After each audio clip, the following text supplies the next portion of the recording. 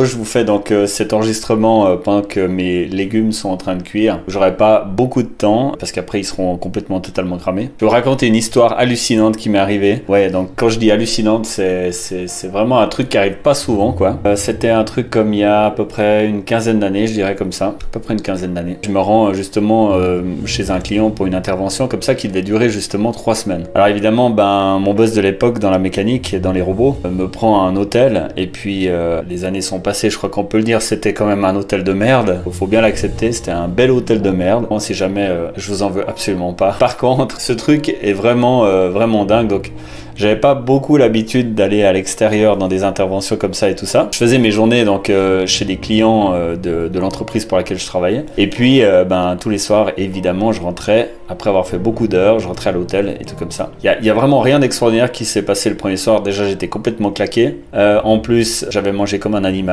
ça c'est clair. J'avais un tout petit peu bu aussi. En parenthèse, je sais pas si on avait vraiment le droit de faire ça.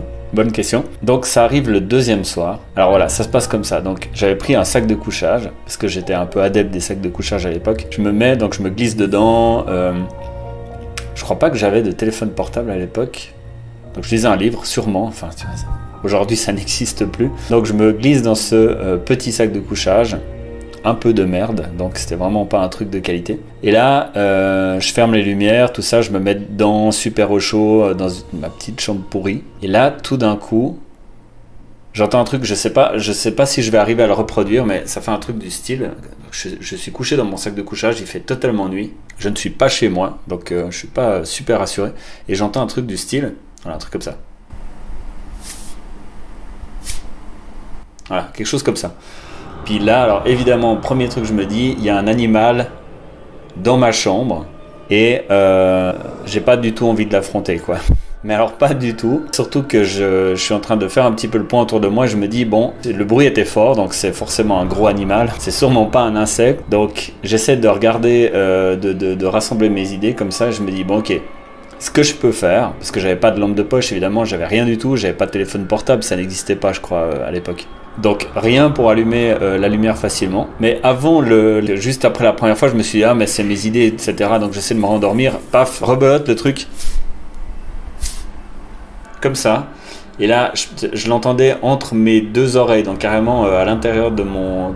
Enfin en gros... J'entends très fort et je me dis ce truc est avec moi dans cette pièce, c'est sûr et certain. Il est, je crois pas qu'il est sous mon lit, puis je crois qu'on pouvait pas aller sous le lit. Je me dis bon voilà, là il faut que je trouve une stratégie de guerre pour trouver qu'est-ce que c'est, très vite le savoir. Et donc bon, je sors de mon sac de couchage discrètement pour pas qu'il m'entende le faire. Et ensuite je me mets debout sur mon lit. Et là je me dis ok, si mes souvenirs sont bons, parce que je voyais que dalle dans la pièce, si je fais un bond en direction du bureau, parce que j'aurais pas pu sauter sur la chaise, je vais prendre mes clés, je vais courir à la porte, ah oui, parce qu'il n'y avait pas de pommeau, hein. C'était une espèce de clé qu'il fallait justement pour ouvrir la porte. Donc il y avait pas j'aurais pas pu aller très vite comme ça.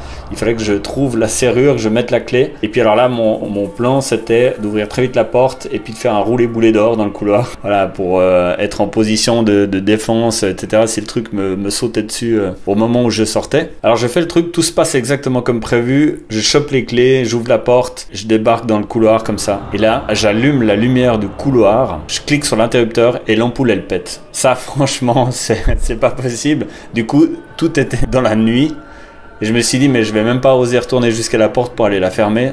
T'imagines un peu le trouillard. Il faut que je trouve quelqu'un dans cet hôtel. Je crois que c'était déjà quelque chose comme 1h du mat. Je vais sûrement déranger des gens et tout. Ça va être vraiment horrible. J'ai essayé d'aller en bas pour voir. Puis là, je trouve une dame. Je lui dis que l'ampoule a pété. Elle me dit ah oui, pas de problème, je la change demain. non, faut pas la changer demain. Faut la changer tout de suite. Parce que moi, je dois retourner combattre dans cette pièce. Et je veux dire, il me faut la lumière. Sinon, je vais mourir. Je vais pas pouvoir passer la nuit. En même temps, c'était une fille, donc j'osais pas lui dire que c'était une créature dans ma chambre et que j'osais pas aller regarder ce que c'était. En gros, je sais plus ce que je lui invente. Elle trouve une ampoule, elle la remet, etc. Bonne nuit, machin. J'essaie de retourner vers la porte, je la laisse disparaître un peu dans le couloir comme ça. Et puis là, je commence à regarder depuis la porte, d'essayer de... Faut imaginer que la lumière venait de derrière comme ça, mais on voyait que dalle dans cette pièce, donc j'essayais de repérer des mouvements, des micro-mouvements de créatures. Je vois rien, j'entends plus rien, plus aucun bruit. Je me dis bon, ok, c'est mon cerveau qui m'a joué joué un truc de malade. Je vais essayer d'aller redormir. Bon, alors je sais pas si vous avez vécu déjà un truc comme ça, mais quand ça arrive après, que tu te recouches, t'as trouvé à peu près, il t'a fallu 1 heure pour retrouver tout ton courage et aller te remettre dans le pieu. À ce moment-là, il y a un truc de fou, c'est que ton cerveau, il est en ébullition, il t'invente n'importe quoi, et surtout tes sens sont décuplés, donc x10, et ça va être de plus en plus dur de s'endormir. Et tu vas écouter n'importe quoi, même un micro souffle va devenir un bruit monstrueux, donc voilà, ça n'aide à absolument rien. Je me remets dans le sac de couchage, je referme ma clé, cette fois je garde les clés dans les mains, tu vois, pour pouvoir bondir plus vite la prochaine fois, d'aller jusqu'à la porte, pas devoir aller encore jusqu'au bureau. Je me calfeutre là dans ce sac de couchage, et là, plus de bruit. Et après, j'ai plus entendu le bruit jusqu'à durant toutes les 3 semaines. Et là, j'avais une espèce de frustration. Je me suis dit, mais c'est pas possible. Je l'ai vraiment entendu ce bruit, mais qu'est-ce que c'est? Est-ce que c'était une espèce de bête, un rat ou j'en sais rien? Mais je me suis dit, mais c'est pas possible, ça n'avait pas ce genre de bruit. Ça me semblait plutôt être un espèce d'esprit frappeur qui voulait me frapper. Et donc, j'ai pas réussi à résoudre cette affaire cette année-là. Voilà que l'année d'après, on me renvoie dans un tout autre endroit, en France cette fois-ci, près de la frontière, et puis je reprends un hôtel. Là, je me recouche, j'avais le même sac de couchage probablement. Je ferme les yeux et j'entends ce même bruit insupportable de frottement par terre. Je me dis c'est pas possible, le truc est dans mon sac de couchage, il y a pas d'autre alternative, il est forcément dans mon sac de couchage puisque c'est le seul élément commun avec mon cerveau, donc il est forcément soit dans ma tête soit dans mon sac de couchage. Bon, il était visiblement pas dans mon sac de couchage puisqu'il était tellement petit que je pouvais tenir seulement tout seul dedans, donc je me refais le même truc, je me fais un kata pour aller le plus vite possible vers la sortie, dégager de la chambre, me retrouver dans le couloir. Cette fois la lumière n'a pas pété, je me dis c'est pas possible, je dois résoudre ce truc cette année, ça peut pas continuer comme ça, il va finir par me poursuivre jusque chez moi dans mon propre appartement, donc je dois résoudre. Je me remets, je me calme parce que je me dis bon ben maintenant je commence à être familier, je dois avoir un petit peu moins peur, c'est obligé, je suis quand même une grosse bête, c'est pas possible que on puisse comme ça me traumatiser. Donc je retourne dans cette pièce, je prends mon courage à 2 mains et je me mets au milieu de la pièce. Et là, j'entends de nouveau le bruit juste autour de moi. De nouveau, exactement le même bruit dans 2 hôtels différents, 2 années différentes. Il y a juste moi comme dénominateur commun et mon sac de couchage. Peut-être quelques affaires communes comme ça. Et j'entends ce même bruit avec la même force, la même intensité et tout ça. Et là, je me dis, mais alors, qu'est-ce que ça peut être? Est-ce que c'est un radiateur? Est-ce que c'est... j'en sais rien. Est-ce que c'est la chambre qui amplifie mes propres mouvements? J'en sais rien. Et en fait, je découvre ce que c'est parce qu'à un moment donné, ça fait plutôt un bruit d'impact comme ça. Et ensuite... le bruit. Et là je me dis, le bruit était double 2 fois de suite. Et en fait j'ai vraiment reconnu, c'était un type qui marchait en chaussettes je pense, ou à pieds nus, sur le parquet flottant de la pièce d'en dessus. Et en fait on entendait ça dans les 2 hôtels, on a entendu ça comme si c'était dans la même pièce. Et franchement ça glace le sang quand on est dans un sac de couchage tout seul loin de chez soi. Et puis qu'on n'a pas encore l'habitude de ce genre de truc, qu'on est dans des hôtels tellement mal construits qu'on entend justement le voisin dans sa propre pièce, plus que nous-mêmes. Donc parce que j'entendais ce mec marcher beaucoup plus que moi-même. Donc voilà, tout ça pour dire que c'est incroyable à quel point des fois on peut se faire des idées, se monter des énormes films pour des petits bruits. Je pense que c'est exactement ce qui se passe dans les grandes maisons, dans ces espèces d'énormes châteaux où on a des types qui vont faire des explorations nocturnes, etc., qui font dans leur froc tellement c'est violent. Je jette pas la pierre, je ferais la même chose, hein.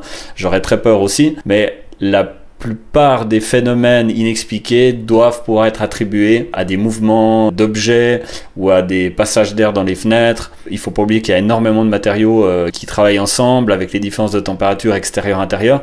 Donc ça peut très bien être des craquements dus au mouvement des matériaux, etc. Dans la plupart des cas, en tout cas je fais partie de ces gens qui croient pas forcément du tout dans ces histoires d'esprit et tout ça. Mais c'est marrant à quel point on va tout de suite dans des délires de monstres et d'esprits, alors que c'est bêtement simplement dû à des phénomènes totalement physiques, mathématiquement simples à expliquer, juste parce qu'on connaît pas la source, on commence à se faire des dessins monstres. Donc voilà, je voulais vous partager cette petite histoire parce que franchement, ça m'avait mis dans un état incroyable, juste pour un mec, probablement aussi, parce que je peux pas le confirmer, mais probablement aussi un mec, un autre client qui marchait juste au-dessus de ma tête. Ces hôtels étaient tellement mal foutus que j'ai cru que c'était des bêtes avec moi dans la pièce. Voilà, on arrive au bout de l'histoire, je vais pouvoir aller manger mes légumes. Merci d'avoir écouté la vidéo jusqu'au bout. Si vous avez passé un bon moment et que vous êtes nouveau sur la chaîne, n'hésitez pas à vous abonner, ça me fera super plaisir. Voilà, je vais manger.